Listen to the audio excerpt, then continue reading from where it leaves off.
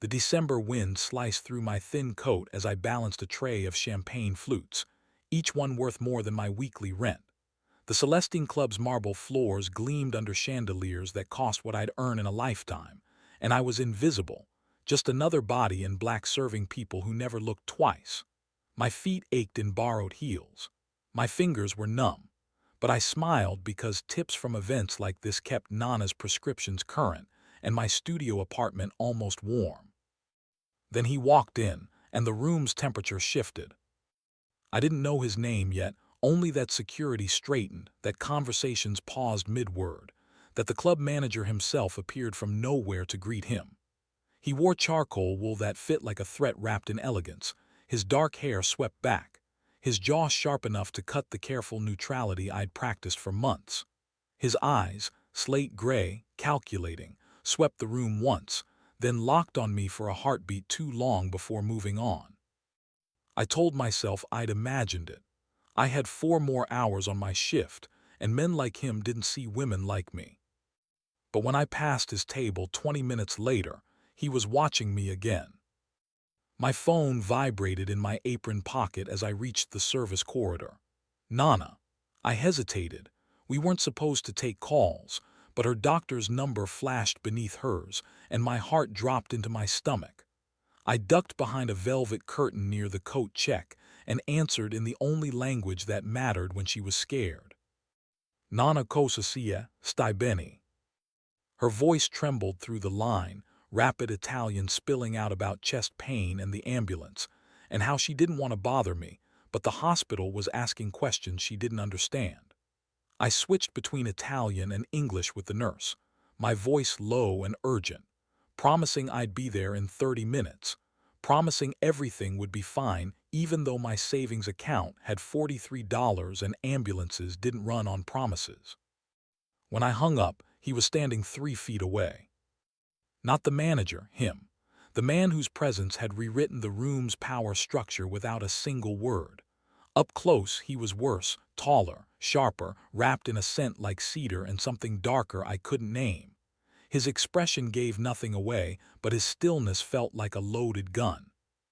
"Your grandmother," he said, not a question. His accent was faint, expensive, European-educated, but anchored somewhere older. The hospital. I should have asked how much he'd heard. I should have apologized for the disruption. Instead, I just nodded, because lies felt dangerous in front of someone who looked at the world like it was a blueprint he'd already memorized. "Which hospital?" "St. Michael's, but I have to finish my shift, I can't just—" He pulled out his phone, spoke 3 sentences I didn't catch, then pocketed it again. "Your shift is covered. My car is outside. You'll see your grandmother within 15 minutes. He glanced at my worn coat on the nearby hook. "Do you need anything from here?" "I don't understand." "You will." He lifted my coat, held it open with the casual authority of someone who expected compliance. "The driver knows the route. There's traffic, but we'll manage it." Every instinct I'd honed growing up in a neighborhood where favors came with interest told me to refuse. But Nana's frightened voice still echoed in my ears, and this man, whoever he was, had just offered me something I couldn't buy: time. I slipped into my coat. His hand grazed my shoulder blade, steadying me, and even through the fabric I felt the heat of it. "Thank you," I whispered. "Don't thank me yet." His smile was brief, dangerous. "We'll discuss terms later." The car was a black Mercedes with windows too dark to be legal. The driver opened the door without a word, and I slid into leather seats that smelled like wealth and consequences. The door closed. The city blurred past, and I realized I'd just made a deal without knowing the price. But when we pulled up to St. Michael's emergency entrance 9 minutes later, impossible in Friday night traffic, and he stepped out with me, his hand returning to the small of my back like a brand of protection, I understood one thing clearly. Men like him didn't offer help, they made investments. And I'd just become one. The hospital's fluorescent lights were brutal after the Celestine's soft gold ambience.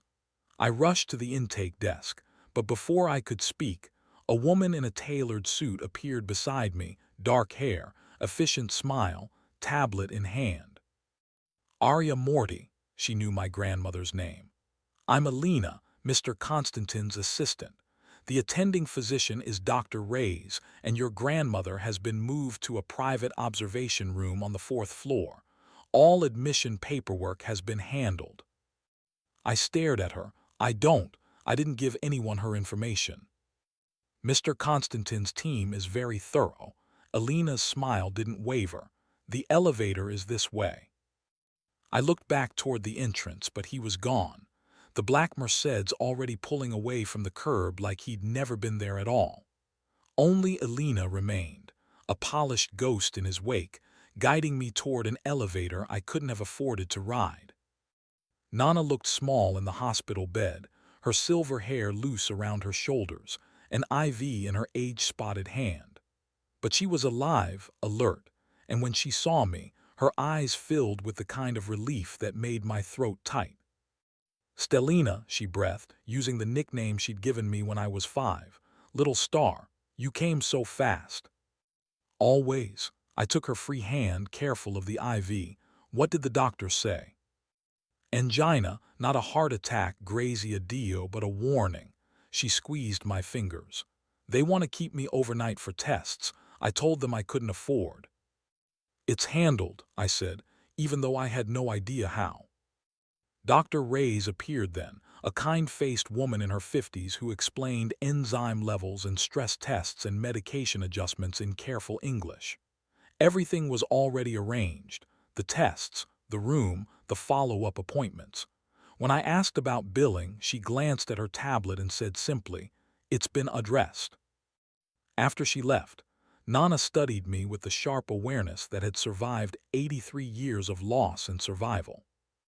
"Who is he?" she asked in Italian. "I don't know." Lies, but her voice was gentle. "Men who move hospitals don't do it for strangers. I served him champagne 4 hours ago, that's all." She touched my cheek with her free hand, her palm warm and papery. "Then he saw something in you that you don't see in yourself. Be careful, Stellina. Powerful men collect beautiful things, and you've always been too generous with your heart." I wanted to argue, but Alina reappeared in the doorway, her presence a reminder that this miracle had an author I hadn't properly thanked. "Miss Morty, Mr. Constantine would like to speak with you briefly. There's a private lounge on the 6th floor, just a few minutes of your time." Nana's fingers tightened on mine. "Go, but remember who you are." The 6th floor was a different world. Wood paneling, soft lighting, abstract art that probably cost more than Nana's life savings. Alina led me to a room that looked more like a luxury hotel suite than a hospital space, where he stood by the window, his silhouette dark against the city lights. "How is she?" he asked without turning. "Stable, the doctor says." I know what the doctor says. He turned then, and in the dim light his features seemed carved from something harder than bone. "Alina briefed me before you arrived. Your grandmother will need ongoing cardiac care, medication, lifestyle modifications. The hospital's charity programs will cover some of it. Not enough. I'll manage. You'll work 3 jobs and watch her die by inches because the system is designed to bleed people like you dry." His voice was flat, factual. "Or you can accept an alternative." "Which is?" "Work for me." The words hung in the air between us, heavy with implications I didn't want to examine. "I'm a waitress. I don't know what you think I." "You speak Italian. Fluently, idiomatically, with a northern accent that suggests your grandmother is from the Lombardy region, possibly Como or Bergamo. You also speak English well enough to navigate medical terminology, which means education beyond service industry standard. And you're desperate enough to accept help from a stranger, which means you're practical." He moved closer, his cologne wrapping around me like expensive smoke.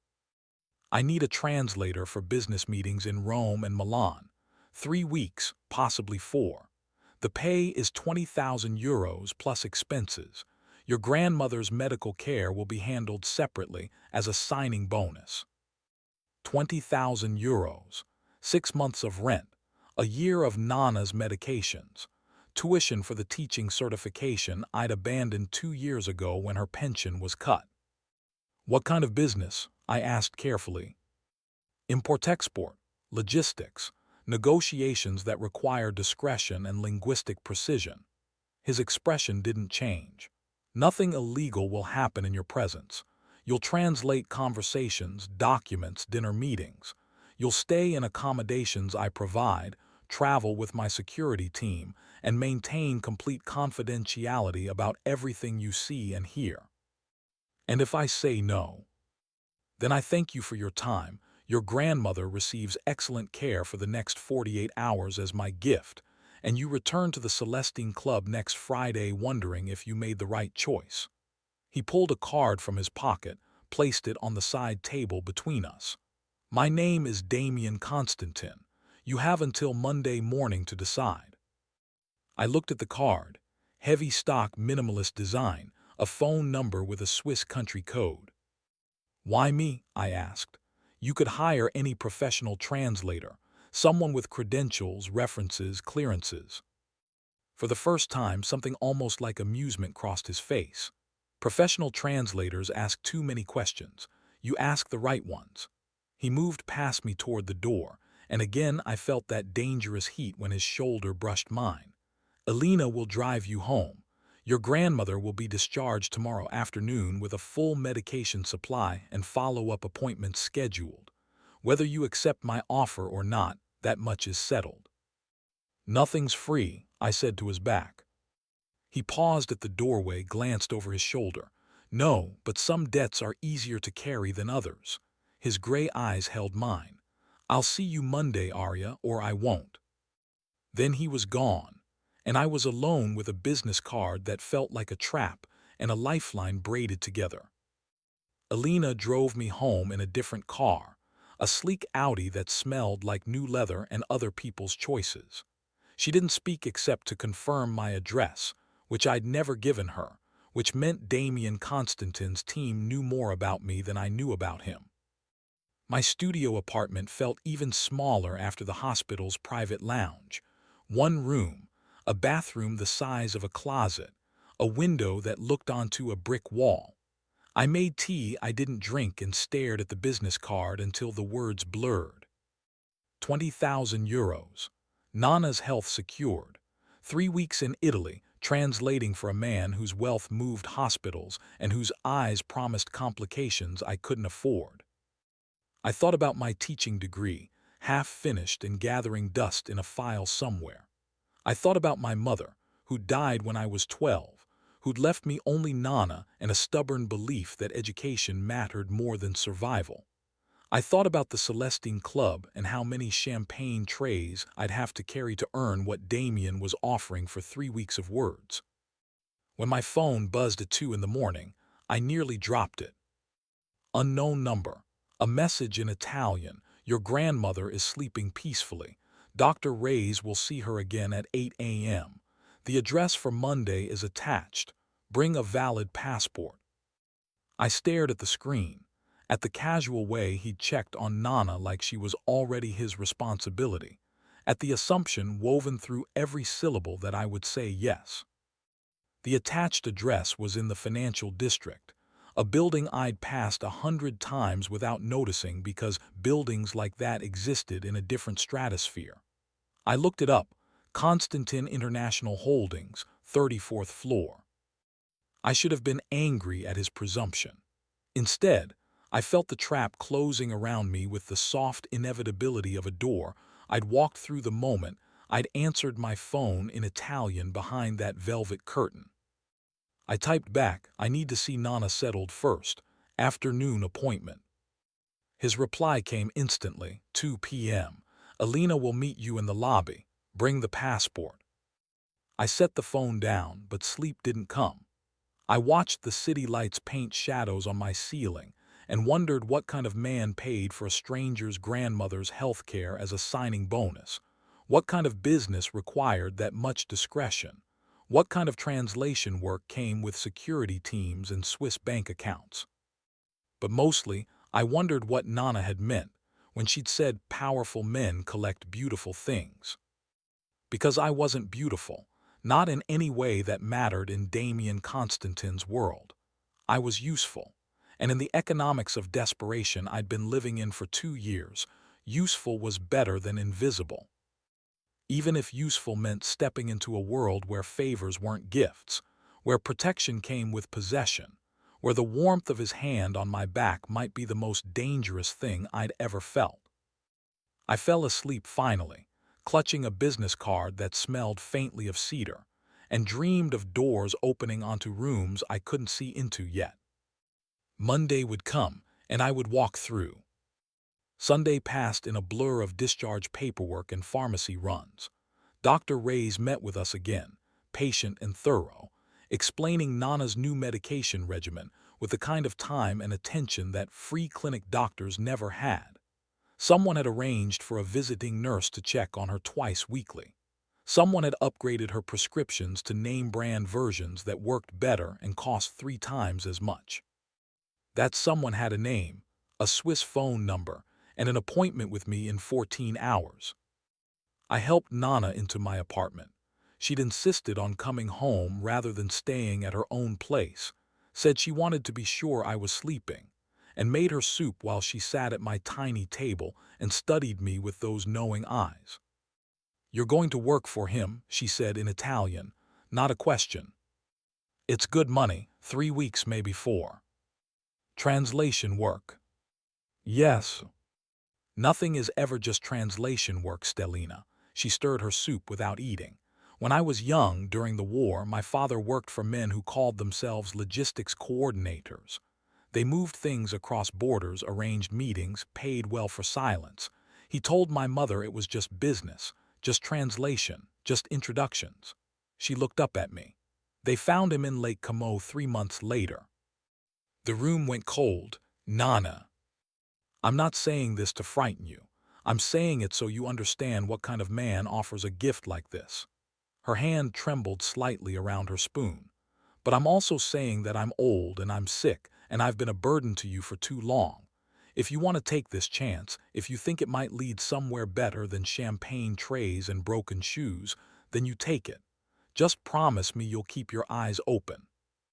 "I promise." "And promise me something else."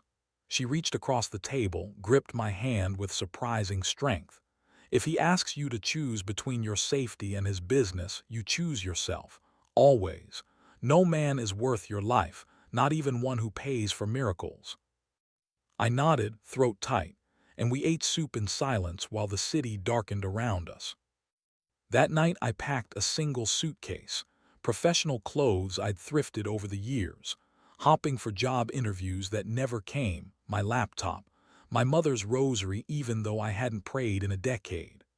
I checked my passport, valid for another 3 years, photo from when I still thought I'd travel for leisure instead of survival. At midnight I stood at my window, looking at the brick wall that had been my view for 18 months, and wondered what I'd see from wherever Damien Constantine was taking me. At 1 a.m., I finally slept, and dreamed of Lake Como and men who moved things across borders. At 7 Monday morning, I dressed in my best interview outfit, black slacks, white blouse, blazer that had cost a week's tips, and said goodbye to Nana like I was leaving for war. "Call me tonight," she said, holding my face between her hands. "I don't care what time." "I will. And remember, you're a Morty, we survive." The words followed me onto the subway, through the morning crowds, all the way to the glass tower in the financial district where Elena waited in the lobby, impossibly chic in cream silk and pearls. "Miss Morty," she smiled like we were old friends, "your timing is perfect. Mr. Constantine is finishing a call, but he'll see you shortly." She glanced at my suitcase. "We'll send that ahead to the airport. Did you bring your passport?" I handed it over, watched it disappear into her Birkin bag like a piece of collateral I'd never get back. The elevator to the 34th floor was glass-walled.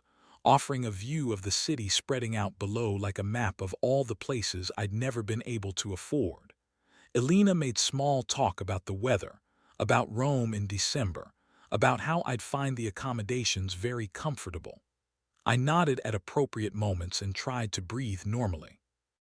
The 34th floor was all marble and modern art and floor-to-ceiling windows. Elena led me through a maze of corridors to a corner office with a view that made the elevator vista look like a postcard. Damien stood at the window, phone to his ear, speaking rapid Italian to someone about shipping routes and customs delays. His suit today was darker than Friday's, his expression harder. He glanced at me once, held up a finger, 1 minute, and kept talking. I waited by the door, feeling like an artifact someone had delivered for inspection. When he finally ended the call, he turned to face me fully, and I saw what I'd missed in the hospital's dim lighting. Exhaustion around his eyes, a small scar at his temple, the kind of tension that came from running an empire that never slept. "You came," he said. "You knew I would." "I hoped." He moved to his desk, opened a folder, pulled out documents. 3 weeks minimum, 4 maximum depending on how negotiations proceed. You'll translate business meetings, dinners, occasional phone calls. Most conversations will be in Italian, some in French if you're comfortable. I manage French. Good. You'll stay in corporate apartments, travel with my security team. 2 men, both professionals, both instructed to give you space but keep you safe. You'll have a credit card for expenses, a phone that works internationally, and a contact list of people who can help if anything goes wrong. He slid the documents across the desk. This is your contract. It's explicit about expectations, compensation, termination clauses, and confidentiality. Read it carefully. Elena will be outside if you have questions. I sat down, started reading. The language was dense but clear. 20,000 euros paid in installments, medical coverage for Nana as a separate agreement, strict NDAs about everything I saw and heard. A clause about situations requiring rapid evacuation that made my stomach tight. Another about information you may encounter that requires moral flexibility. I looked up moral flexibility. My business operates in gray zones between legacy structures and modern markets. You'll hear conversations about customs arrangements, financial instruments that exploit regulatory gaps, relationships that blur personal and professional boundaries. His expression didn't change. Nothing you translate will directly harm anyone, but you may hear things that make you uncomfortable. If that's a problem, we should know now. And if something illegal happens, it won't, not around you. He leaned against his desk, arms crossed. I need a translator, not an accomplice. Your job is words, not judgment. I looked back at the contract, at the number 20,000, at the clause guaranteeing Nana's care regardless of how or why my employment ended. The trap and the lifeline, impossible to separate. I need to make a call, I said. Of course, he gestured to a door on the left. The conference room is private. I took my phone into the conference room, another wall of windows, another impossible view, and called Nana. She answered on the first ring. Stellina. It's real, the contract, the money, all of it. But Nana, there are things about this that feel dangerous. Yes. Good, you're paying attention. I heard her breathe carefully, managing the pain she'd never complain about. Do you trust him? I don't know him. That's not what I asked. I thought about the way he'd appeared at St. Michael's, about the doctors and medications and efficiency that suggested he'd rearranged the world before I'd even arrived. I thought about his hand on my back, protective and possessive in equal measure. I thought about the way he looked at me, not through me like the Celestines' guests, but at me like I was a puzzle he was solving piece by piece. I think he's dangerous, I said slowly, but I don't think he'll hurt me. Then you've answered your own question. Sign the contract, call me from Rome, and remember. Mortys survive, I know. When I returned to the office, Damien was reading something on his tablet, but he set it down the moment I entered. "Decision?" he asked. I picked up the pen he'd left on the contract. "If I see something that crosses a line I can't live with, I walk, and you let me." "Agreed." And Nana's care continues regardless. Already stipulated in Section 7. I signed my name in 3 places, watched him countersign with a fountain pen that probably cost more than my laptop, and felt the world shift on its axis. "Welcome aboard, Arya." He handed me a phone, sleek, expensive, already programmed with numbers I'd need. "Alina has your itinerary.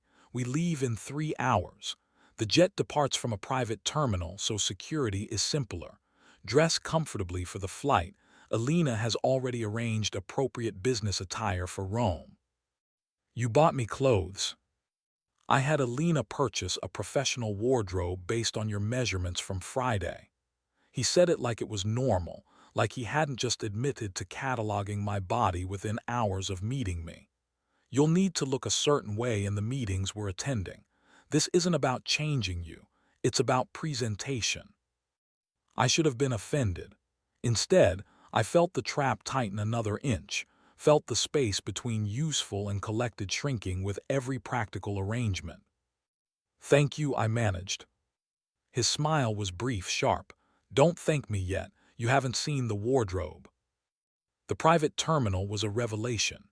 No lines, no crowds, just a quiet lounge with leather sofas and a barista who made me an espresso without asking what I wanted. Alina appeared with my suitcase and a garment bag I hadn't seen before, directed me to a changing room with marble counters and lighting that made me look almost elegant. The clothes she'd chosen were perfect, tailored but not tight, expensive but not ostentatious. Silk blouses in cream and charcoal, wool trousers that actually fit, a cashmere coat in deep burgundy that felt like wearing a cloud. I changed into travel clothes, soft black pants, a gray sweater that probably cost more than my monthly grocery budget, and stared at my reflection like I was meeting a stranger. When I emerged, Damien was waiting near the windows overlooking the tarmac, where a sleek white jet bearing the Constantine International logo gleamed in the December sun. He assessed me in a single glance, nodded once. "Better, you'll blend in now." I wasn't aware I was supposed to blend. "You weren't aware of a lot of things 48 hours ago." He gestured toward the tarmac. "The jet's ready. We'll make one stop in Iceland to refuel, about 90 minutes on the ground, then straight through to Rome." The jet's interior was obscene, cream leather, polished wood, seats that reclined into beds. I took a window seat across from where Damien settled with his tablet and a stack of folders. Alina sat farther back, already working on her laptop. 2 men in dark suits, security, presumably, took seats near the cockpit without acknowledging us. As the jet taxied, I watched the city shrink below us and wondered if Nana was watching the sky, wondering if I'd call from Rome like I'd promised, wondering if she'd ever see me again. Damien's voice pulled me back. "You're thinking about running." I looked at him sharply. "What?" "Iceland. 90 minutes on the ground, international airport, dozens of flights to anywhere." He set down his tablet, gave me his full attention. "You're calculating whether you could disappear with the advance I've already paid, whether my reach extends that far, whether the money is worth whatever I might do if you breach the contract." He was right. I had been thinking exactly that. And I asked, "And I'm telling you that you can. Walk off the jet in Reykjavik, catch a flight to anywhere, keep the 10,000 euros I transferred to your account this morning." His gray eyes held mine. "I won't chase you. I won't hurt your grandmother. I'll consider it the cost of a miscalculation and find someone else." "Why tell me this?" "Because I need you present by choice, not coercion. Translation requires trust. If you're thinking about escape routes during negotiations, you're useless to me." He picked up his tablet again, dismissing me. "So decide now in your head whether you're staying, When we land in Iceland, I'll know your answer by whether you get back on this jet. The flight to Iceland took 4 hours. I pretended to sleep, actually read documents Alina had given me about the companies we'd be meeting with, luxury goods importers, real estate developers, a shipping consortium that moved high-value cargo across the Mediterranean. Everything looked legitimate on paper, but the language was careful, the specifics vague. Damien worked the entire flight, occasionally speaking in low tones to Alina or the security team, occasionally glancing at me like he was monitoring an investment he wasn't sure about. When we landed in Reykjavik, the temperature outside was brutal, wind that cut through my new coat, snow that had turned to ice on the tarmac. Alina offered to take me to the terminal's lounge while the jet refueled, but Damien shook his head. "Let her walk," he said quietly. "She needs to think." So I walked through the private terminal, past gates leading to commercial flights, past currency exchanges and duty-free shops, and all the infrastructure that would let me disappear into the world. I found a bathroom, locked myself in a stall, and called Nana. "Where are you?" she asked immediately. "Iceland, refueling. I have 90 minutes to decide if I get back on his jet. And I don't know if I'm being smart or reckless." "What does your gut say?" I thought about the way Damien had looked at me when he'd said I won't chase you. Not relieved that I might leave, not angry that I was considering it. Just factual, like he'd meant it. My gut says he's giving me a choice because he can afford to. Because he knows I'll get back on the jet anyway. "Then prove him wrong," Nana said. "If you're going to do this, do it because you chose it, not because he predicted it." I stood in that bathroom for another 10 minutes, staring at my reflection in the mirror.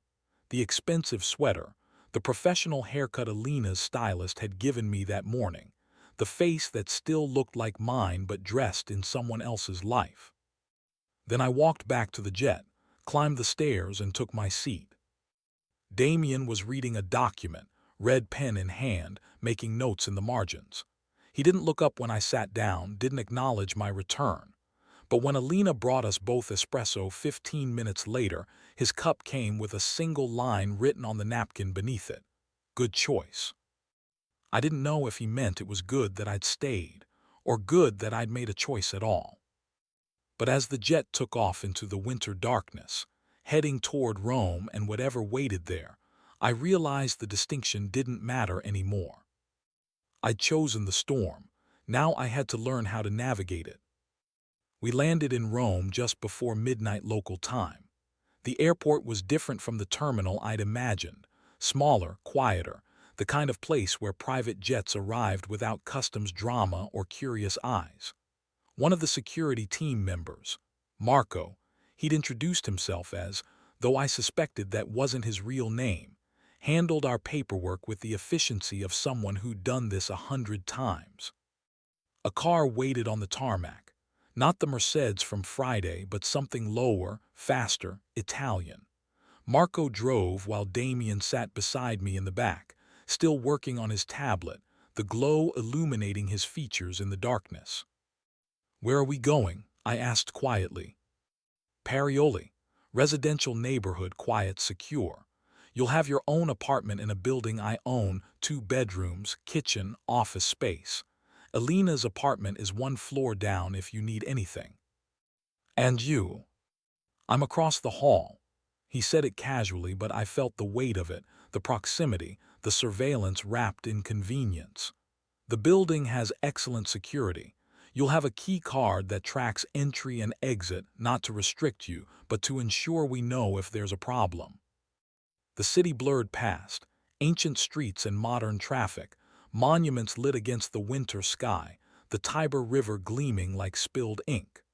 I dreamed of seeing Rome since I was a child, imagined it as a tourist with a guidebook and comfortable shoes. Not like this, arriving in the dark with a man whose business required security teams and tracked key cards. We pulled into an underground garage beneath an elegant building that looked 19th century from the outside and fortress modern from within. Marco carried my suitcase to a private elevator that required both a key card and a code. Damien entered the code without looking, muscle memory from repetition. The apartment he'd arranged was on the 8th floor, accessed through a door that locked 3 different ways. He opened it, gestured me inside, and I stepped into a space that looked like an upscale hotel had been furnished by someone with actual taste. High ceilings, parquet floors, modern furniture in soft grays and creams, windows overlooking a courtyard with orange trees still bearing fruit in December, a bedroom with a bed that could sleep 4, a kitchen with appliances I didn't know how to use. Your phone has Alina's number, mine, Marco's, and Luca's. He's the other security team member you'll meet tomorrow. There's a tablet on the desk with your schedule, building information, emergency protocols. Damien moved through the space like he'd memorized the layout, checking windows, testing locks. The refrigerator is stocked. If you need anything else, Alina can arrange it. When do we start? I asked. Tomorrow afternoon, 2 o'clock, lunch meeting with the Castellano Group, luxury hotels, some real estate development. You'll translate business discussion, nothing complicated. Consider it a warm-up. He paused at the door, looked back at me standing in the middle of this beautiful cage. Get some sleep. You look exhausted. Damien. Yes. 100 questions fought for space in my throat. What am I really doing here? What are you really importing? Why did you choose me when professional translators are everywhere? But what came out was, thank you. For Nana for this, for the choice in Iceland. His expression softened slightly, though his voice remained neutral. You've thanked me 3 times now. Stop keeping score. We both know how this works. Then he was gone, the door closing with 3 distinct locks engaging, and I was alone in an apartment in Rome with a view of orange trees and a debt I was still calculating. I called Nana even though it was late, needed to hear her voice to prove this was real. You made it, she said, relieved. I made it. The apartment is beautiful. Tomorrow I start translating. Be careful, Stellina. Beautiful cages are still cages. After we hung up, I explored the apartment properly. The closet was full of the clothes Alina had purchased, day dresses, evening gowns, shoes that actually fit, jewelry in a locked case that I didn't touch. The bathroom had products that cost more per ounce than my old shampoo cost per bottle. The office had a desk facing the window, a chair that supported my back properly, everything I'd need to work. I should have felt grateful. Instead, I felt collected. At 2 a.m., unable to sleep, I stood at the window looking down at the courtyard and saw Damien in his apartment across the way, shirt sleeves rolled up, phone to his ear, packing like a caged animal. He moved with the restless energy of someone who never stopped working, never stopped calculating, never stopped building whatever empire required private jets and translator assistants with tracked key cards. He looked up suddenly, caught me watching, held my gaze across the courtyard for a long moment. Neither of us waved. Neither of us looked away first. It was Alina, appearing in his apartment with documents, who finally broke the connection. I closed the curtains, climbed into the enormous bed, and dreamed of orange trees growing in cages. Morning came with Roman sunlight and Alina knocking on my door at 8 with espresso and a folder containing the day's schedule. She dressed down slightly, silk blouse, tailored pants, less jewelry, but still looked like she'd stepped out of a fashion magazine. Good morning, Arya. How did you sleep? Fine, a lie but a polite one. Perfect. Today is relatively simple, lunch meeting at 2, then dinner with a different group at 8. Both are preliminary discussions, establishing relationships. Mr. Constantin will brief you before each meeting about what to listen for. She handed me the folder. I've included profiles of everyone you'll meet today. Read them over breakfast. The profiles were thorough. Names, companies, family connections, business interests, even personal details like hobbies and scandals. The Castellano Group was run by 3 brothers, old money with new problems, looking to partner with Constantin International on a hotel development in Sardinia. The evening group was vaguer, logistics consultants with ties to shipping and import coordination. I dressed in one of the outfits Alina had selected, a silk dress in deep emerald tailored jacket, heels that made me 3 inches taller. The woman in the mirror looked competent, expensive, nothing like the waitress who'd served champagne 5 days ago. Damien knocked at noon, walked in without waiting for permission, assessed me with the same clinical efficiency as yesterday. Good, professional, but not severe. The Castellanos are traditional. They'll want to see that I value presentation. He handed me a small box. Wear these. Inside was a pair of pearl earrings, simple but clearly expensive. I put them on, felt their weight like a brand. Better, he checked his watch. Marco will drive us. The restaurant is neutral territory, very public, very safe.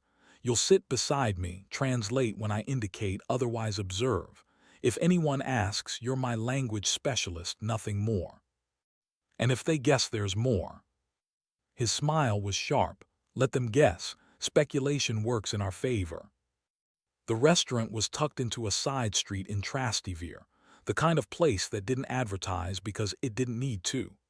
Marco dropped us at the door, and Damien's hand found the small of my back as we entered, that gesture again, protective and possessive, announcing to anyone watching that I was with him.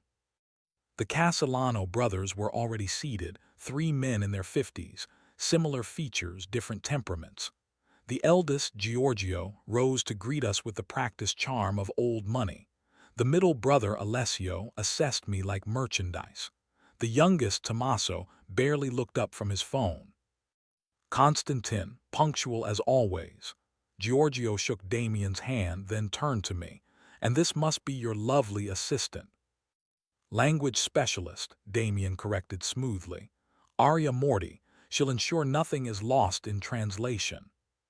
We sat, ordered wine I didn't drink, worked through pleasantries in Italian while I translated the subtext Damien needed, Giorgio's enthusiasm, Alessio's skepticism, Tommaso's disinterest.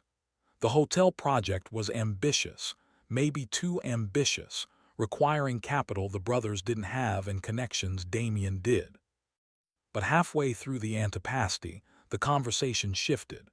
Giorgio leaned forward, lowered his voice, and said something about alternative arrangements for Sardinian customs that made my stomach tighten. I translated it exactly as he'd said it. Damien's expression didn't change. Giorgio, let's keep this discussion focused on the hotel development. Other arrangements can be handled separately, through appropriate channels.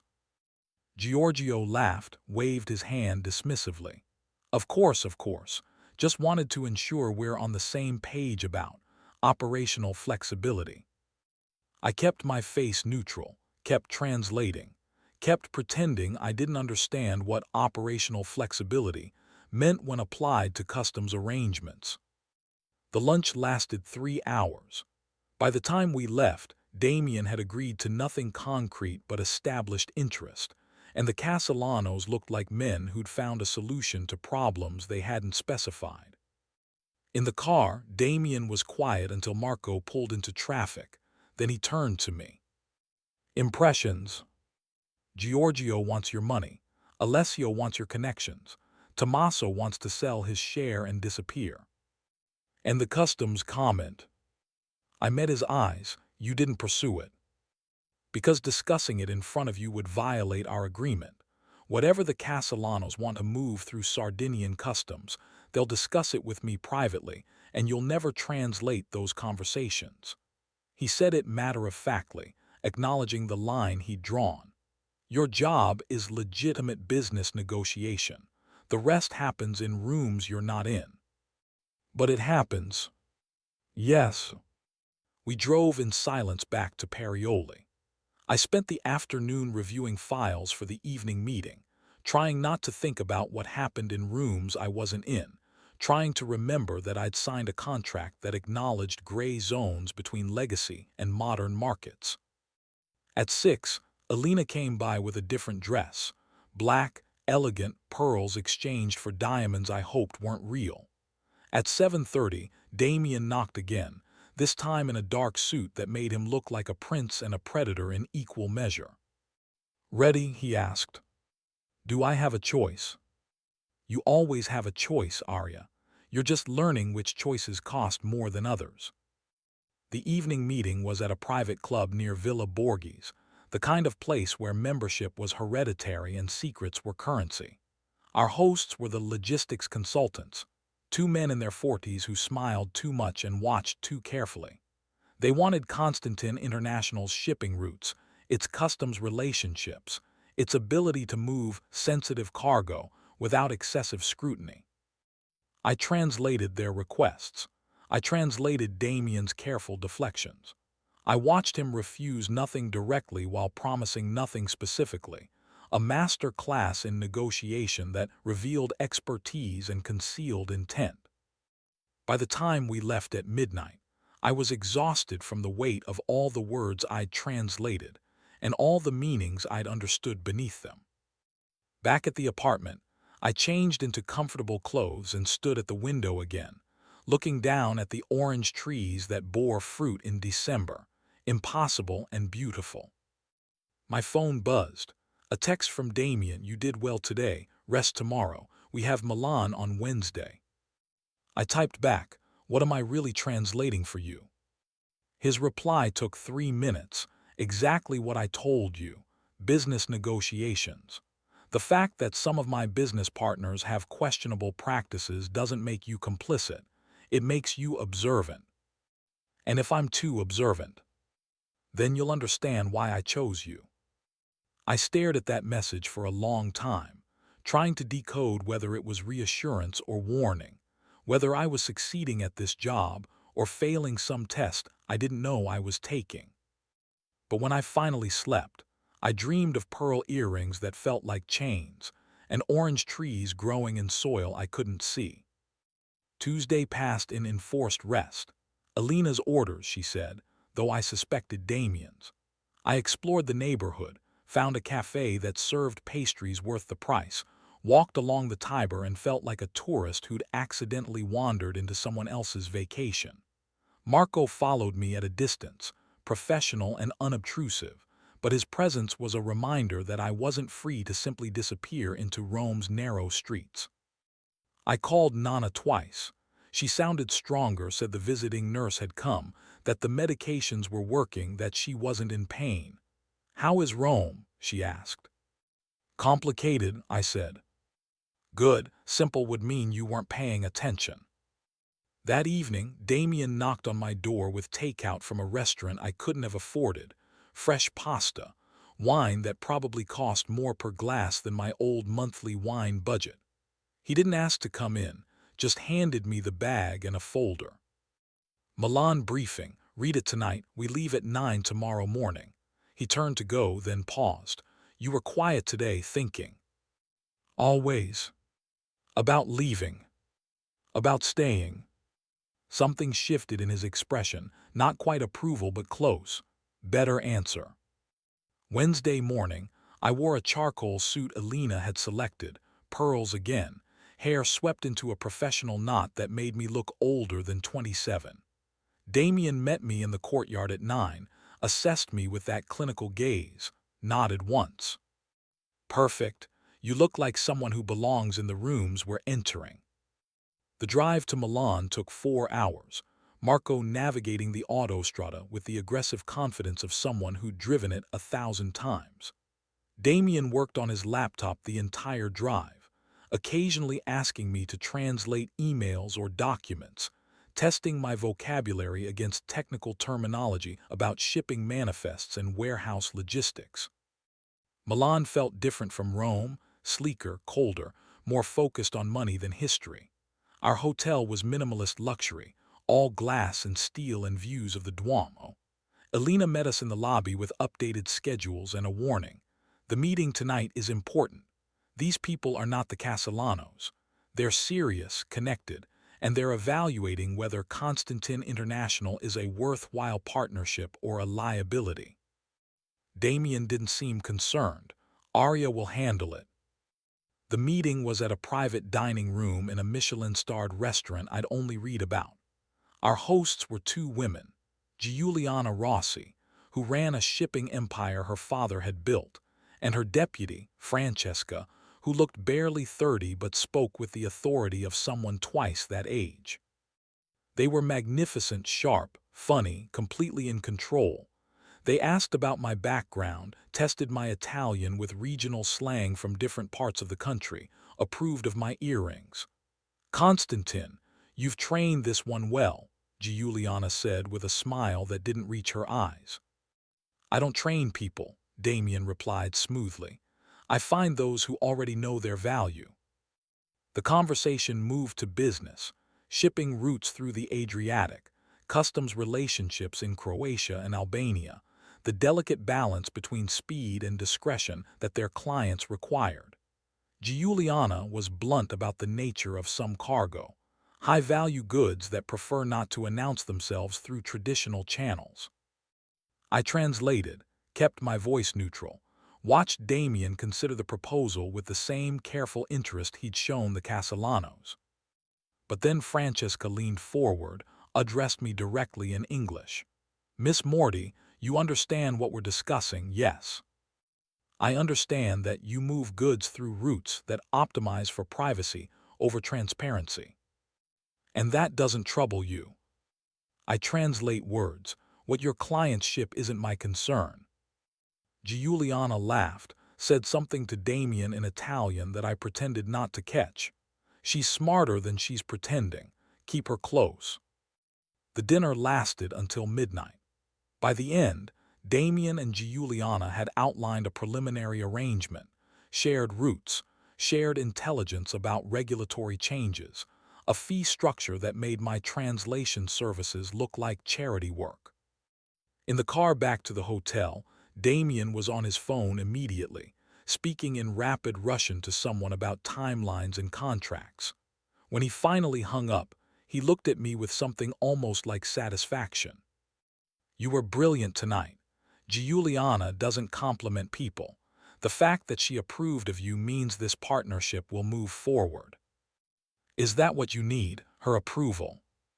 "I need her shipping routes, but her approval of you makes the arrangement smoother, builds trust faster." He studied me in the dim light.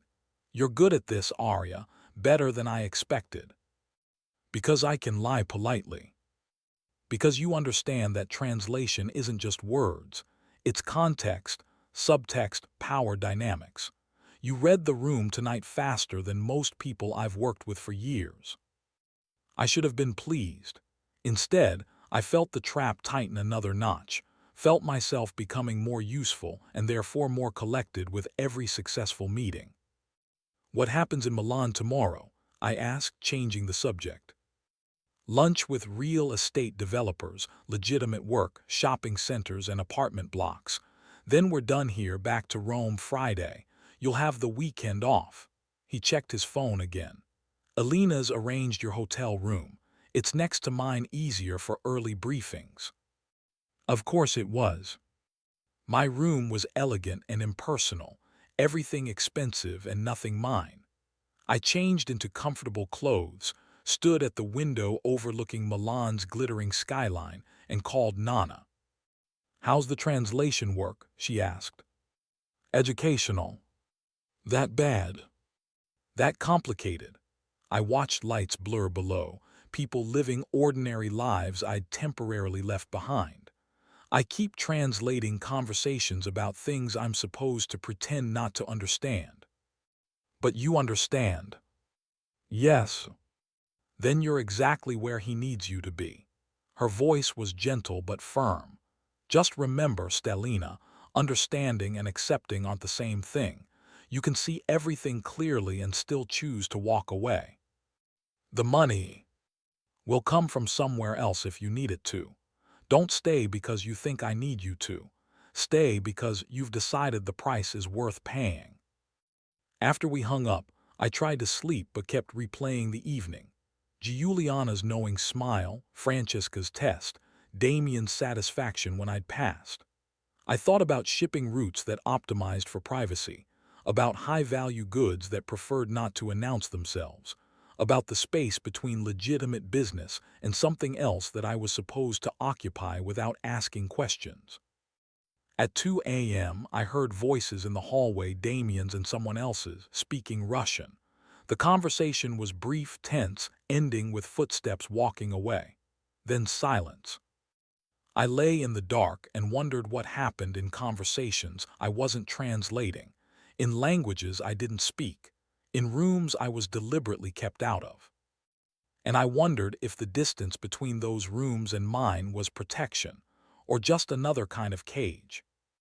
Thursday's meeting was exactly as advertised: boring, legitimate, focused on zoning laws and construction timelines. I translated discussions about retail leases and parking structures and felt like I'd fallen into a parallel universe where Damien Constantin was just another businessman in an expensive suit. But when we returned to the hotel, Elena was waiting in the lobby with her careful smile and an envelope she handed to Damien without a word. He read whatever was inside, face going absolutely still. Then he looked at me. "Change of plans. We're staying through Saturday. There's someone I need to meet with and you'll need to translate." "Who?" "A complication." He glanced at Elena. "Get Marco and Luca. I want full security protocols." That evening, instead of dinner, I ate room service alone while Damien disappeared into meetings I wasn't invited to. Around 10 p.m., someone knocked. Not Elena, not Damien. Marco stood in the hallway, his usual professional demeanor sharpened into something more alert. "Miss Morty, Mr. Constantin wants you ready tomorrow at noon. Formal attire. Elena's selecting something now. The meeting is at a private location, high security, important guests. No phones allowed inside." "What kind of meeting?" "The kind where you translate and don't ask questions." He left before I could respond. 10 minutes later, Elena arrived with a dress I'd never seen, ice blue silk, elegant and expensive, with a pearl necklace that looked antique. "This is beautiful," I said, running my fingers over the fabric. "It's armor," Elena corrected. "Tomorrow's meeting is with people who will evaluate everything about you in 30 seconds. Dress, posture, how you hold your wine glass. Don't give them anything to criticize." "Elena, what's happening?" She met my eyes, and for the first time I saw real concern there. "Something unexpected. Someone from Mr. Constantin's past has requested a meeting, and he can't refuse without looking weak. You'll be fine. Just translate exactly what's said, don't elaborate, don't interpret. Clear communication only." After she left, I tried on the dress, the pearls, the armor. The woman in the mirror looked like someone important, someone powerful. I wondered if that's what Damien saw when he looked at me, or if he still saw the waitress who'd answered her phone in Italian behind a velvet curtain. I wondered which version was real anymore. Friday morning dragged. I reviewed vocabulary, practiced pronunciation, tried not to think about meetings that required full security protocols and armor disguised as dresses. At 11:30, Damien knocked, walked in without waiting, stopped when he saw me. For a long moment he just looked, something shifting in his expression that I couldn't read. "You look," he paused, searching for the word, "formidable." "Is that what you need?" "It's what they'll see." He moved closer, reached out, adjusted the pearl necklace so it sat perfectly. His fingers brushed my collarbone, warm against my skin. "These belong to my mother. I want you wearing something that signals you're under my protection." The pearls suddenly felt heavier. "Damien." "Don't read too much into it, it's strategy." But his voice was softer than usual, and his hand lingered a moment too long. "Ready." The location was a private villa in the hills above Milan, accessible only through gates that required codes and faces that Marco and Luca cleared in advance. The villa itself was Renaissance beautiful, frescoed ceilings, marble floors, gardens that probably looked spectacular in summer. Now in December, they looked like elegant bones. Our host waited in a library that smelled like leather and old money. He was older than Damien, maybe 60, with silver hair and eyes that calculated everything. Two other men flanked him, both younger, both radiating the kind of danger that made Marco shift subtly closer to me. Constantin. The older man spoke in Italian, his accent suggesting Sicilian roots. Thank you for accommodating my schedule. Don Alessandro. Damien's voice was perfectly neutral, but I felt tension radiating off him. I hope the matter is urgent enough to justify pulling me from prior commitments. Matters of territory are always urgent.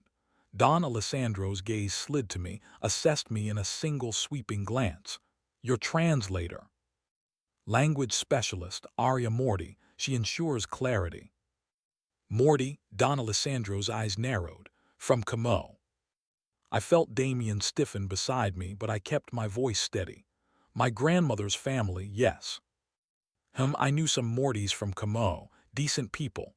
Loyal. He smiled, but it didn't reach his eyes. Loyalty is important in our business, wouldn't you say, Constantin? I translated everything exactly, including the threat wrapped in pleasantry. The meeting was brutal. 2 hours of veiled accusations about roots and territories, about Damien's expanding influence into areas Don Alessandro considered his domain, about traditional arrangements being disrupted by modern approaches. Damien countered every point with careful logic, offering compromises that looked like concessions but weren't, proposing arrangements that preserved his expansion while appearing to respect tradition. I translated it all, watching the chess match unfold in Italian and gesture and pregnant silences. Finally, Don Alessandro leaned back, studied Damien with something like grudging respect. You're clever, Constantin. Your father was clever too. Died for it, didn't he? The room went absolutely silent. Marco shifted, hand moving toward something under his jacket. Luca positioned himself between me and the other men. But Damien's voice, when he spoke, was perfectly calm. My father died because he trusted the wrong people. I don't make that mistake. No, Don Alessandro agreed. You make different mistakes, like bringing this lovely girl into rooms where beautiful things get broken. He looked at me again. Miss Morty, do you understand the business you're translating? I understand words, Don Alessandro. What you do with them is your concern. He laughed, surprised and genuine. Smart and careful. Constantin, you've chosen well. Keep her close. People like her, people who understand without asking questions, are rare. The meeting ended with arrangements I suspected meant more than the words suggested. Agreements about respecting territories, protocols for resolving disputes, percentages that felt like tribute dressed as partnership. When we finally left the villa, Damien was silent until we were in the car. Doors closed, Marco accelerating down the winding road back toward the city. Then he turned to me, face tight with an emotion I'd never seen from him. I'm sorry. For what? For putting you in front of Don Alessandro, for letting him threaten you even subtly, for using my mother's pearls to mark you as mine in a way that... He stopped, jaw working. You handled it perfectly, but you shouldn't have had to. You said I'd translate business meetings. That was politics, dangerous politics. If you want to end the contract now, I'll. No. He stared at me. No. I signed on for 3 weeks, possibly 4. I'll finish it. I touched the pearls at my throat. But Damien, I need you to be honest with me. What exactly are you building? What is Constantin International beyond import-export and logistics? He was quiet for a long moment, watching the landscape blur past.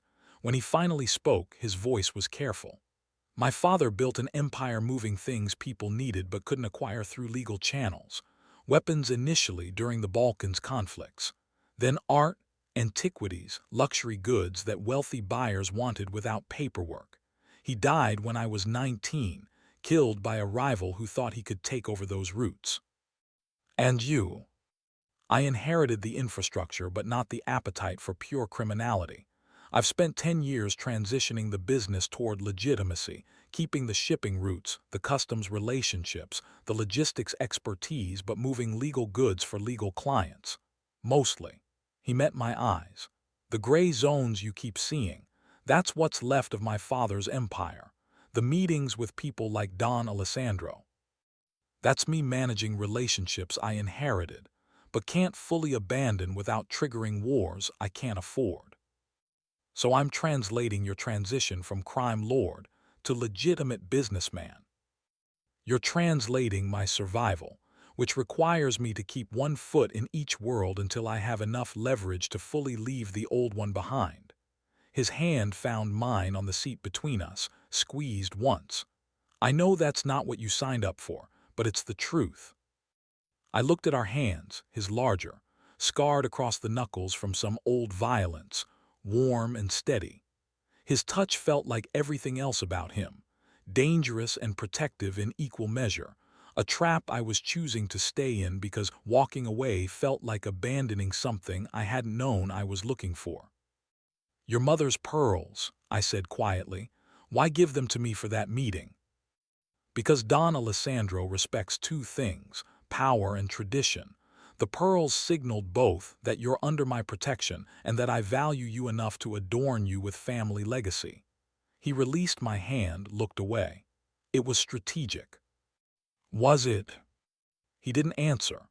But later, back at the hotel, when he walked me to my room and said good night, his fingers touched my cheek briefly, and I understood that strategy and truth had stopped being separate things somewhere between Rome and Milan. I called Nana that night, told her about Don Alessandro, about the villa, about Damien's father and the empire he'd inherited. "And you're staying?" she asked. "I'm staying." "Why?" I thought about the way Damien had apologized, about his hand on mine in the car, about the pearls that weren't just strategy. I thought about the space between the worlds he was navigating and how lonely it looked to walk that path alone. "Because I think he's trying to become someone better," I said finally, "and I think I might be able to help." Nana was quiet for a moment. Then, "Just remember, Stellina, you can't save people who don't want to be saved.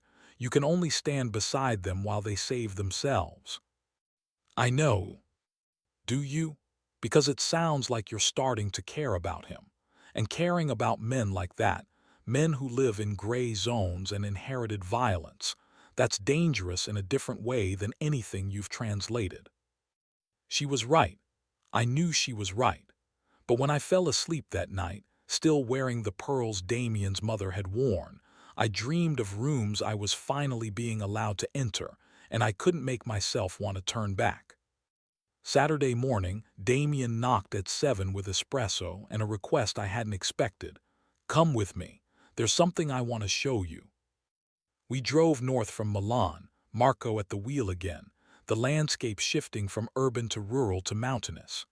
Damien didn't explain where we were going, just sat beside me in comfortable silence, occasionally pointing out landmarks, a monastery on a hillside, a lake that gleamed like silver in the morning light.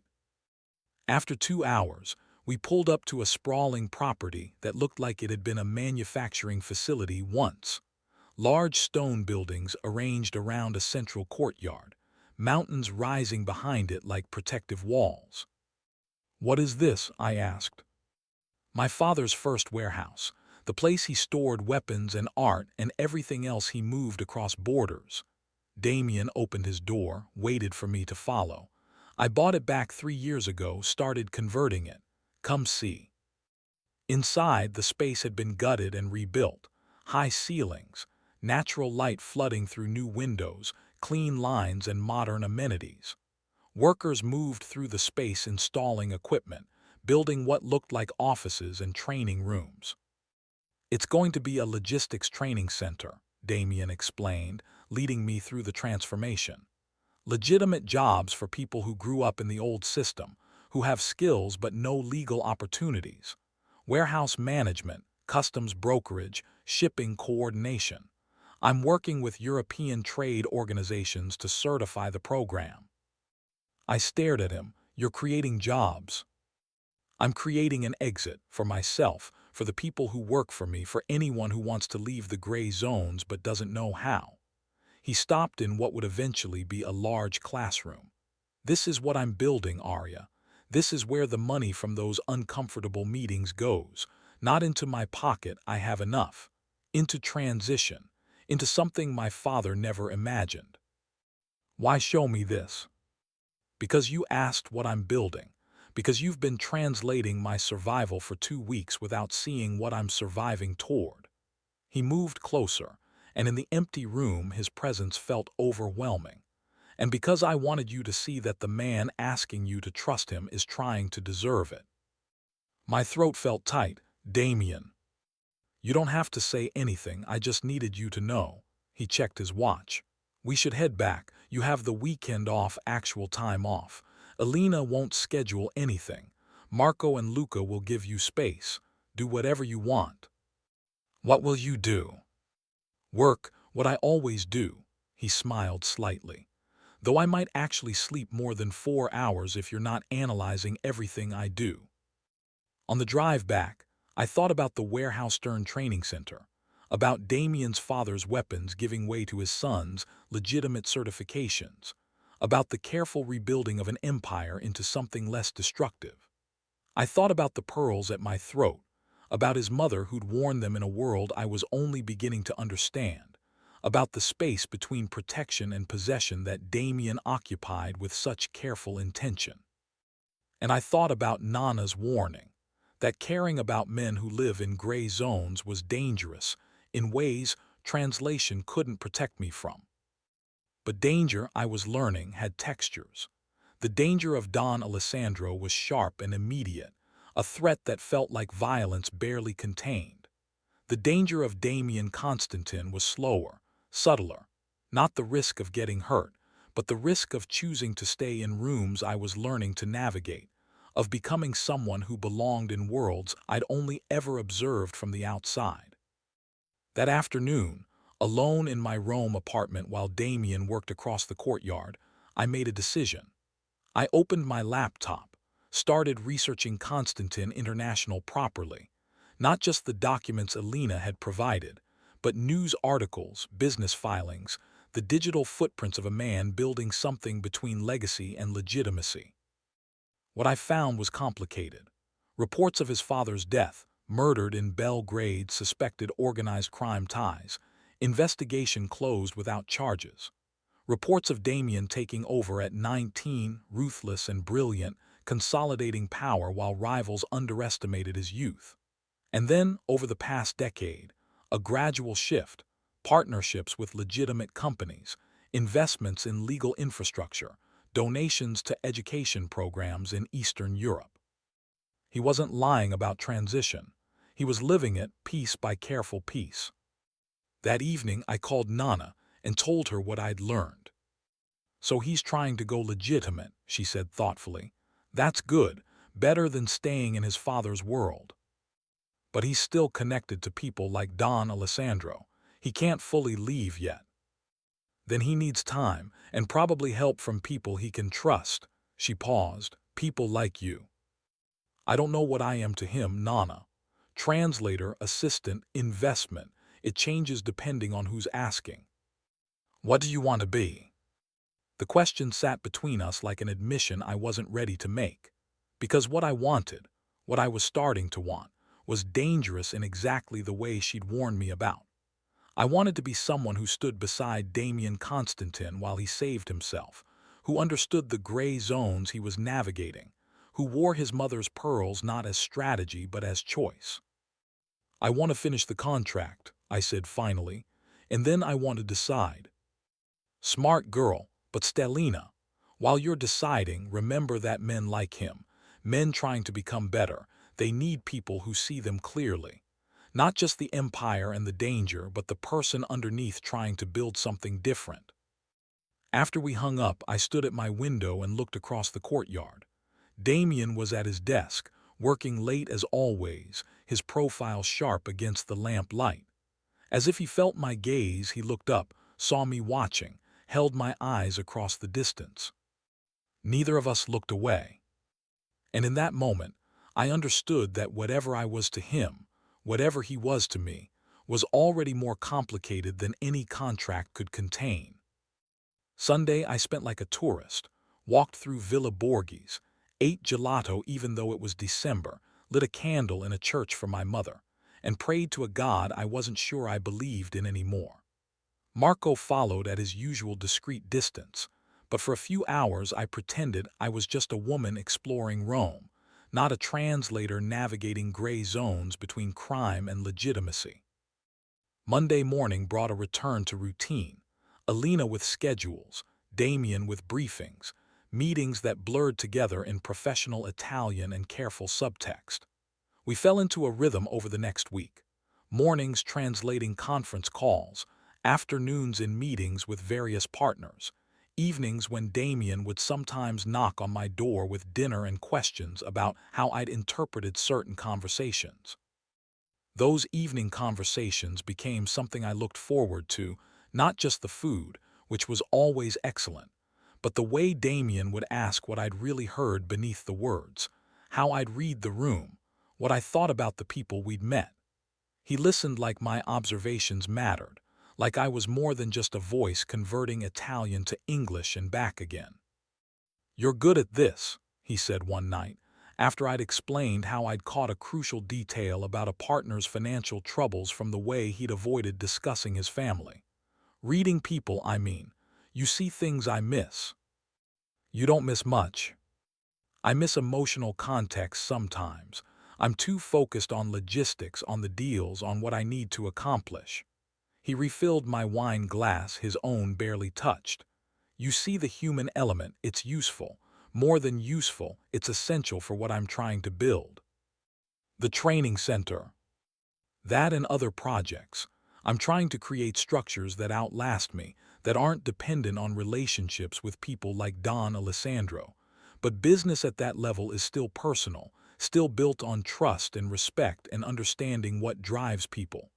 He met my eyes across the small table. "You help me see that clearly." 2 weeks into the contract, Damien took me to meet Nana via video call. He'd arranged it without asking, just appeared at my door with his laptop and a request to introduce him properly to the woman whose health care he'd been managing from afar. Nana appeared on screen, looking stronger than she had in months, and I watched her assess Damien with the sharp awareness she'd honed over 8 decades. They spoke in Italian, formal at first, then warmer as Nana asked about his family, his plans, his intentions. When she asked directly, "Why are you taking care of my granddaughter?" Damien didn't deflect. "Because she's helping me build something important and I wanted her focused on that work, not worried about your health. And because," he glanced at me, then back at the screen, "because she reminds me that the world I'm trying to create needs to be good enough for people like her to want to live in." After the call ended, I sat in silence, processing what he'd said. "Your grandmother is formidable," Damien observed. "She liked you." "How can you tell?" "She asked about your intentions. She only does that when she's planning to approve." He smiled slightly. "Good, I'd hate to disappoint her." That night, I dreamed about the training center again, but this time I was there, not as a visitor, but as someone who belonged, someone teaching language courses to people trying to transition from gray zones to legitimate work, someone who'd chosen to stay in the complicated space Damien was carving out between his father's violence and his own vision of something better. Wednesday of week 3, everything changed. We were having lunch at a restaurant near the Spanish Steps, me, Damien, and a potential partner who ran a high-end art gallery with import coordination services that probably meant forgery and smuggling. The meeting was going well, professional and productive, when I noticed a man at a nearby table watching us with too much interest. I leaned toward Damien, spoke quietly in English. "That man 3 tables back, he's been photographing us." Damien's expression didn't change, but he shifted his angle slightly to glance where I'd indicated. "Alessandro's people, keeping track of my movements." He returned his attention to our lunch guest, perfectly calm. "Ignore it." but I couldn't ignore it, because the man wasn't just photographing Damien, he was specifically focused on me. And when our eyes met briefly, he smiled in a way that made my stomach tighten with instinctive fear. After lunch in the car, Damien made a call in Russian that sounded urgent. When he hung up, he turned to me with an expression I'd never seen, something between anger and concern. Don Alessandro is making a point. He saw you at the villa, he knows you're important to me, and he's reminding me that beautiful things in my world are vulnerable. His jaw was tight. I'm moving you to a more secure location. Tonight. Damien. This isn't negotiable, Arya. If he thinks you're a weakness he can exploit, he'll use you to manipulate me. I won't let that happen. I'm not some beautiful thing for you to protect from. You're essential to what I'm building. He stopped, took a breath. You're important to the work, to the transition, to me. And I'm not going to let Don Alessandro's games put you at risk.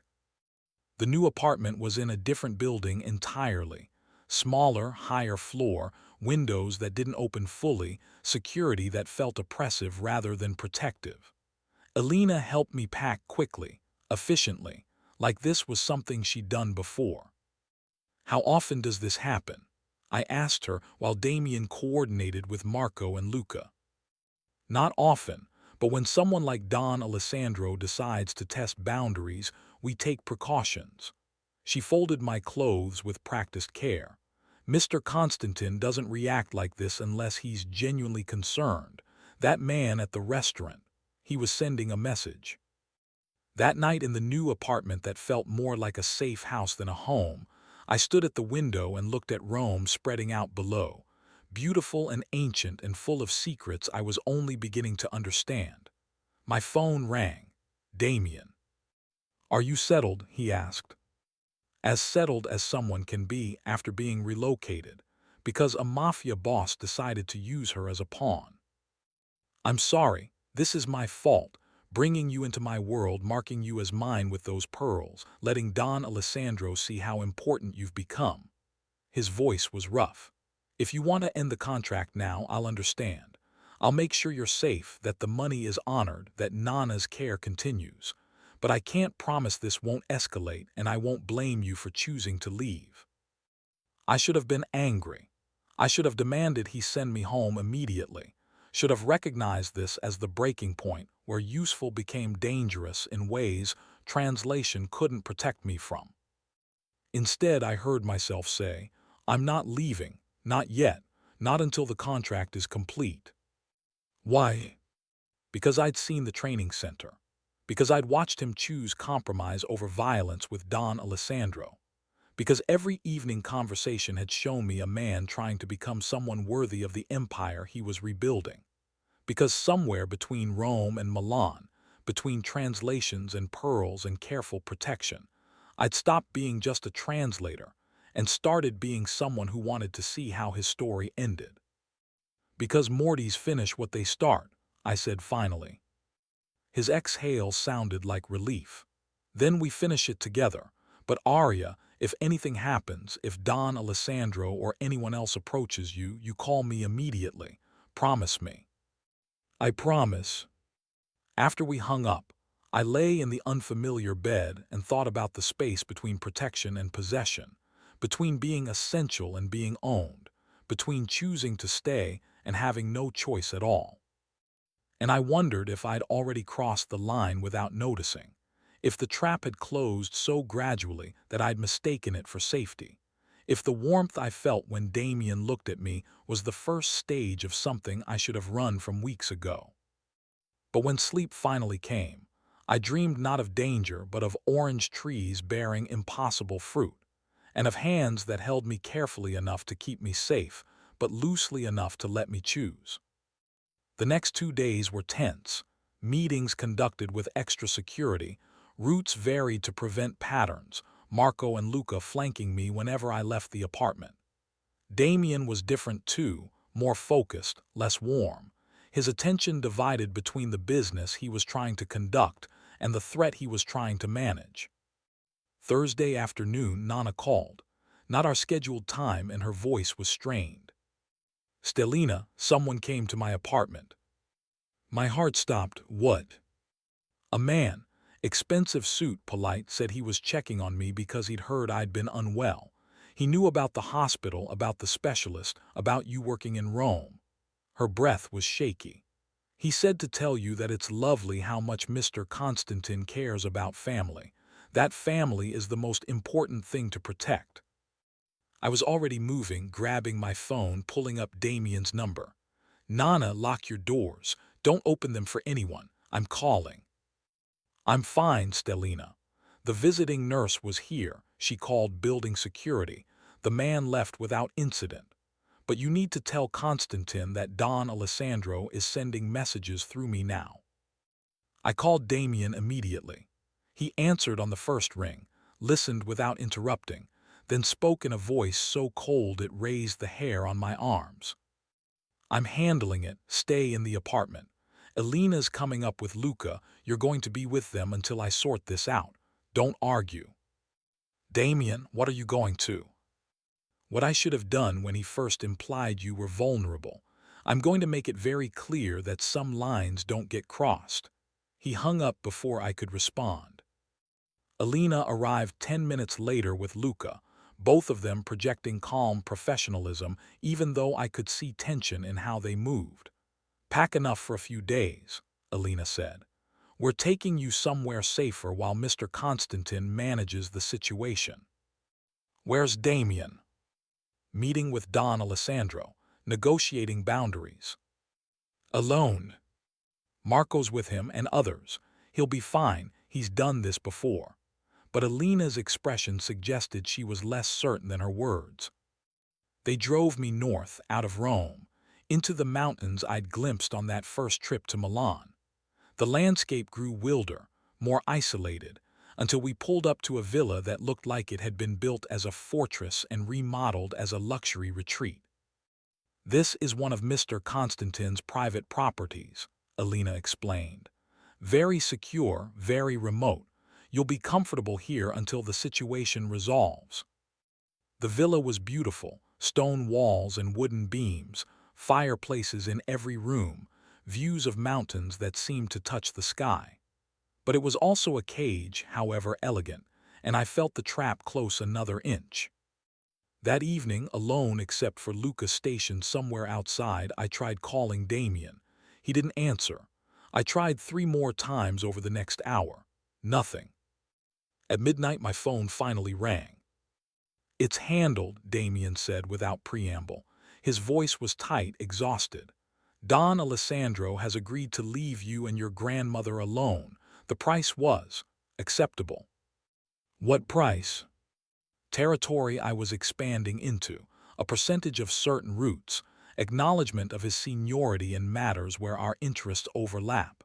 He breathed out slowly. "It's fine. I can work within the constraints. What I can't work within is a world where you're used as leverage against me." "Damien." "I'm sorry, Arya. I'm sorry I brought you into this, sorry I put you at risk, sorry that my world touches people I care about in ways that—" He stopped. "Stay at the villa for a few more days. I have meetings in Milan that can't be rescheduled. After that, we'll talk about the rest of the contract." "The rest?" "Whether you want to finish it, whether it's safe for you to finish it, whether I have any right to ask you to." "I already told you I'm finishing it." "That was before Don Alessandro visited your grandmother." "And my answer hasn't changed." My voice was steadier than I felt. "I made a commitment. I keep commitments." His laugh was soft, almost broken. "You're either the bravest person I've ever met or the most stubborn." "Can I be both?" "Yes, you can be both." A pause. "I'll see you in 3 days. Until then, Elena and Luca will make sure you're safe. And Arya, thank you for staying, for trusting me to handle this, for everything." After he hung up, I stood at the villa window looking at stars so bright they hurt to see, at mountains so vast they made my problems feel microscopic, at a landscape that was beautiful precisely because it was isolated from the world I'd been navigating. And I thought about the price Damien had paid to keep me safe, territory and roots and power, and whether I'd asked him to or whether he'd chosen it himself, and whether the distinction mattered when the result was the same. 3 days alone in the villa gave me too much time to think. I walked the property with Luca shadowing me, explored rooms full of art and books and history that suggested this place had been in Damien's family for generations. I found a study with photographs, a woman who must have been his mother, elegant in pearls, a man who was clearly his father, commanding and dangerous even in still images, a young Damien, maybe 10, standing between them with an expression too serious for childhood. Elena visited once, bringing clothes and updates. Mr. Constantine's meetings in Milan are going well. The situation with Don Alessandro is stable. You'll be able to return to Rome by Friday. And the contract still has a week and a half remaining if you choose to finish it. She studied me carefully. You know you can leave, right? Mr. Constantine would understand. You've fulfilled your commitment. No one would blame you for deciding this world is too complicated. Would he want me to leave? I think he'd want you to choose what's best for you, regardless of what he wants. She smiled slightly, which is rare for him. He usually just arranges things to get what he needs. After she left, I thought about choice, real choice, not the illusion of it I'd been operating under since signing the contract. I could leave. The money was already in my account. Nana's care was guaranteed. I'd fulfilled the core obligations. Nothing except my own stubborn curiosity was keeping me here. But curiosity was the wrong word. Because what I felt watching Damien navigate his transition from his father's empire to something better, what I felt when he looked at me like I was essential rather than useful, what I felt wearing his mother's pearls and living in his family's villa, that wasn't curiosity. It was investment. Not the kind measured in euros, but the kind measured in possibility, in the space between who someone was and who they were trying to become, in the choice to stand beside someone navigating gray zones toward something clearer. When Damien finally arrived Friday afternoon, he looked exhausted, shadows under his eyes, tension in his shoulders, the weight of whatever he'd arranged in Milan visible in how he moved. "Hi," he said, standing in the villa's entrance like he wasn't sure he was welcome in his own property. "Hi," I waited, letting him set the tone. "I'm sorry it took 3 days. The negotiations were complicated, but it's settled. Don Alessandro has moved on to other concerns. Your grandmother has full security now, and you—" he moved closer carefully like I might bolt. "You can go home if you want. The contract is fulfilled. I'll pay the full amount regardless." I thought we had a week and a half left. "Technically, but I'm releasing you from the commitment. You've done everything I asked and more. You don't owe me anything." I should have taken the exit he was offering. Should have thanked him, gathered my things, returned to my studio apartment and my life serving champagne to people who didn't see me. Instead, I said, "What if I want to finish the contract?" His expression shifted, surprise, hope, something deeper that made my breath catch. "Why?" "Because I want to see the training center when it's complete. Because I think the work you're doing matters. Because—" I stepped closer, close enough to see the exhaustion and vulnerability he usually hid. "Because I chose to stay in Iceland and I'm choosing to stay now, and I'd like to see where those choices lead. They might lead somewhere complicated. I'm starting to think complicated is where I belong." He laughed softly, and the sound was almost broken with relief. "Then finish the contract. But Arya, after it ends, I'm offering you something else. A permanent position, translating for the legitimate parts of my business, helping develop language programs for the training center, being part of building something that isn't gray zones and dangerous compromises. A permanent position. A choice, to stay in my world but in the parts of it that are becoming better, not the parts that are still tied to my father's legacy." His hand found mine, warm and steady. "I'm not asking you to love the empire. I'm asking you to help me dismantle it into something worth loving."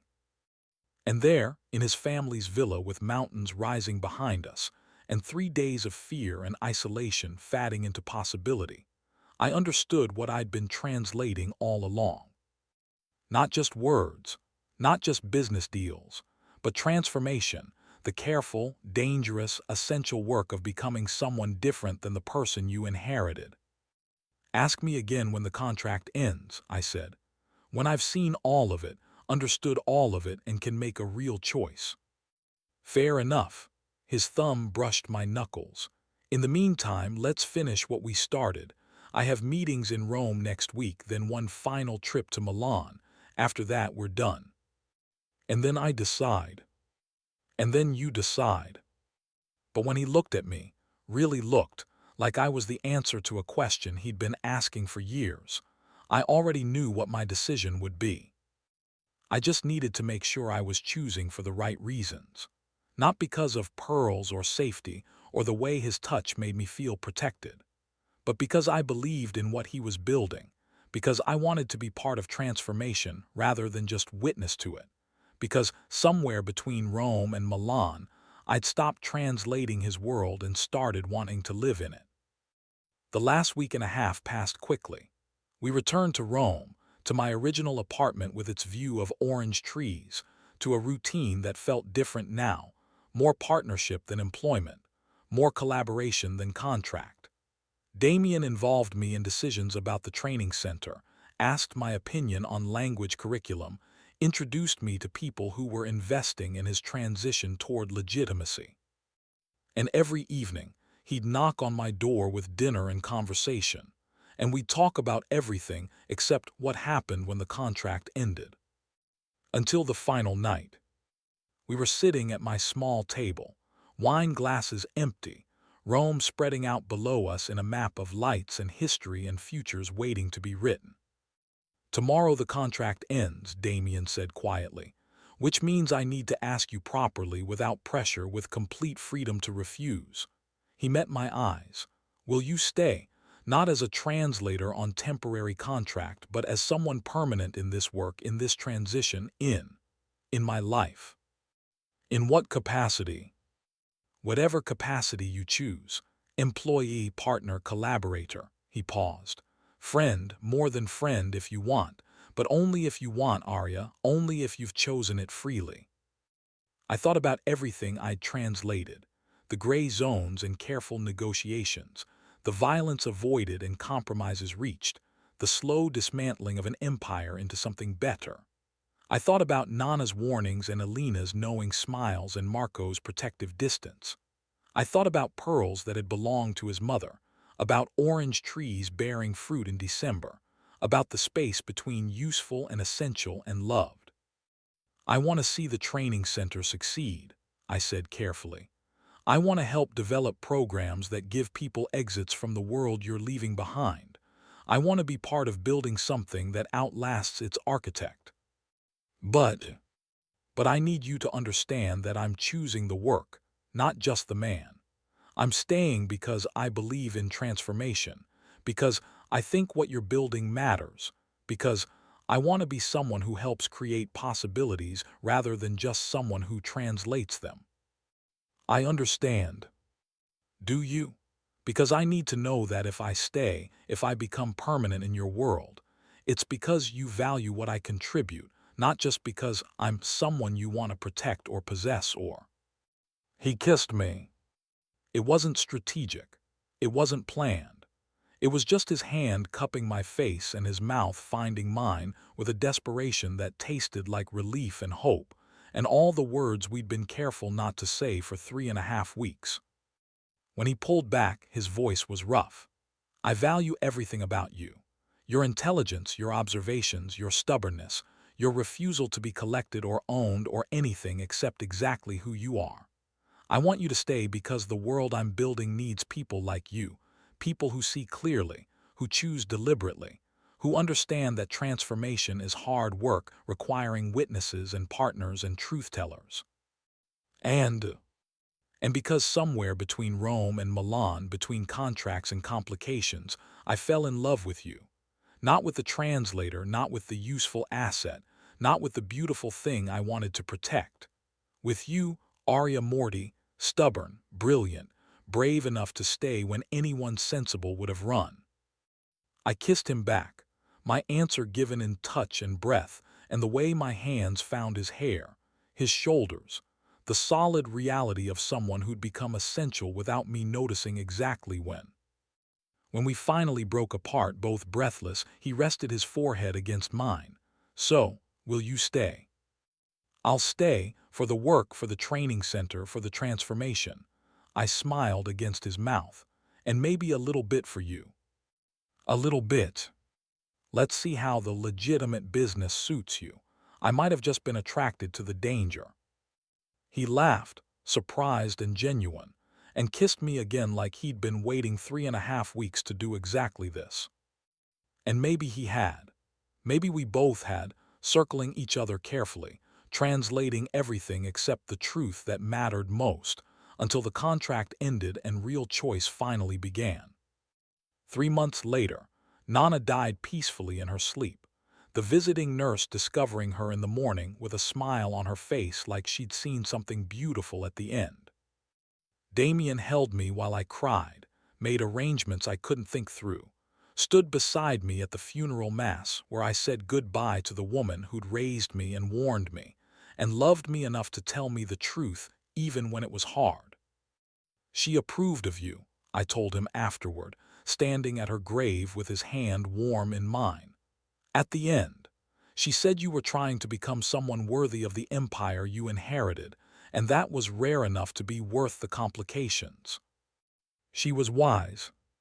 She said I should remember that I can't save people who don't want to be saved, that I can only stand beside them while they save themselves. And he turned me to face him, his gray eyes serious.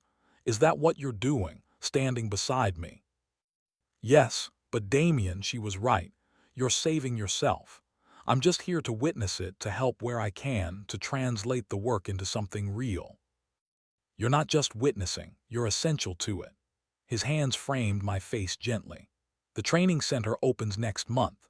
50 people enrolled in the first cohort, warehouse logistics, customs brokerage, language services. We have partnerships with 3 universities, 6 corporations willing to hire graduates, funding for 5 years of operations. None of that happens without you pushing me to do it right, to build it properly, to make it worth the transition. It would have happened. You were already planning it before I arrived. Planning isn't building, you made it real. He kissed my forehead, soft and reverent. I love you, Arya Morty. Thank you for staying. Thank you for choosing this life when you could have walked away a dozen times. I love you too. The words still felt new, dangerous, perfect, and I'm glad I stayed. We buried Nana in Kamo, near her family, near the lake that had witnessed generations of Mortys surviving and building and becoming. After everyone left, I stood by her grave alone for a moment, said the things I needed to say. You were right, Nana, about everything. About being careful, about choosing deliberately, about standing beside people while they save themselves. I hope you're proud. I hope you understand why I stayed. I hope, my voice broke. I hope you knew how much I loved you. The wind moved through the trees, cold and clean, and I chose to believe it was her answer. 2 years later, I stood in the completed training center, now called the Morty Institute for Professional Development, named for my grandmother who taught me about survival and choice, and watched 50 graduates accept certificates that would let them build legitimate careers from skills learned in gray zones. Damien stood beside me, his hand at the small of my back, his presence still protective but no longer possessive. We'd built this together, me developing curriculum and teaching language courses, him securing partnerships and funding and political support for the transition he was finally completing. Don Alessandro had died 6 months prior, peacefully in his sleep at 72, and with him the last major threat to Damien's full transition toward legitimacy. The empire his father had built, moving weapons and art and contraband, had become something else. Shipping routes for luxury goods, logistics consulting for international trade, training programs that gave people exits from cycles of illegal work. "What are you thinking?" Damien asked quietly while the graduates celebrated. "That your father wouldn't recognize what you've built." "Is that good or bad?" "Good, very good." I turned into his arms, looked up at the man I'd chosen 2 years ago when a contract ended and real life began. He built power through fear and force. You're building something that outlasts you because it's actually useful, actually good, actually creating possibilities instead of just exploiting them. We're building it. I couldn't have done this without you. You would have found another translator. I would have found another translator. But I wouldn't have found another you, someone who sees the work clearly, who chooses it deliberately, who pushes me to do it right instead of just doing it successfully. He kissed me, brief and sweet, in front of graduates who'd learned that transformation was possible, that gray zones could become clear, that people could choose to become someone different than their inheritance suggested. That evening back in Rome in the apartment we now shared, not mine, not his, but ours, Damien pulled a small box from his jacket pocket. "I have a question," he said, suddenly nervous in a way I'd never seen him. "Another contract. A different kind of commitment." He opened the box, revealed a ring that was simple, elegant, not his mother's pearls but something new chosen specifically for me. "Aria Morti, will you marry me? Will you build the rest of this life with me, not as my translator or my employee or someone I'm protecting, but as my partner in everything?" I looked at the ring, at the man offering it, at the life we'd built from 3 weeks that became permanent, from protection that became love, from translations that became transformations. "Yes," I said simply. "Yes to partnership, yes to building together, yes to everything." He slipped the ring onto my finger, kissed me like we had all the time in the world to figure out what came next, held me close in the apartment with orange trees below, and Rome spreading out around us, and a future that was finally, truly ours to choose. And when I fell asleep that night in his arms, I dreamed not of cages or traps or dangers carefully navigated, but of doors opening onto rooms we'd build together, of spaces between worlds transformed into homes, of cold nights that had led me here, to warmth, to choice, to love that I'd earned by staying when running would have been easier. From invisible waitress to essential partner, from survival to possibility, from translation to transformation. The story I'd lived into, word by careful word, until it became the life I'd chosen.